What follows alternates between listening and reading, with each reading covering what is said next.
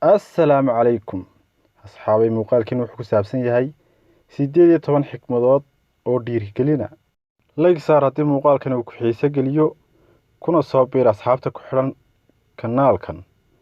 lana wadaag asxaabtaada mahadsanid daawasho wacan wax kastoo dhalaalaya ha raacin sababtoo ah dabku wuu dhalaalaa qofna ma liito balse waxaa jira qof aanan aqoon halka uu ku fiican yahay fikirkaaga bedel si aad u beddesho dunida haddii aanad duuli karin orod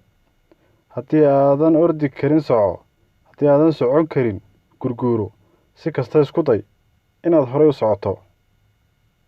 waxaad si fudud ku heshaa si fudud kaaga baxa haddii maanta ay maalintaada ahayn berri waa maalintaada waxaad maanta beerataa ayaad berri helaysaa maalmuhu waa isku mid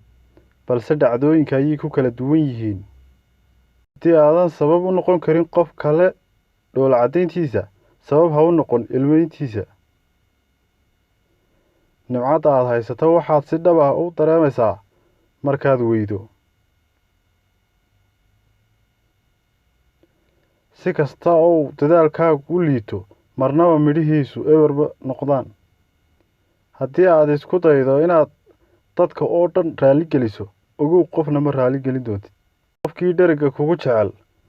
baahida wuu kugu nacaa balse waxaa marnaba ku nici doonin qofka baahida kugu jecel hooyo waa albaabka aad dunida ka soo gashay waana albaabka aad jannada ku geli doonto sababteeda markaa daryeel wax kasta oo aad samayso wanaag ama xumaan adiga ayay dib kuugu soo laabanayaan hantida ugu qaalisan ee aad haysataa waa waqtiga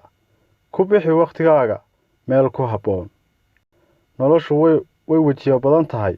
qaabil wejiga kugu soo beegmay adiga oo dhoola caddaynaya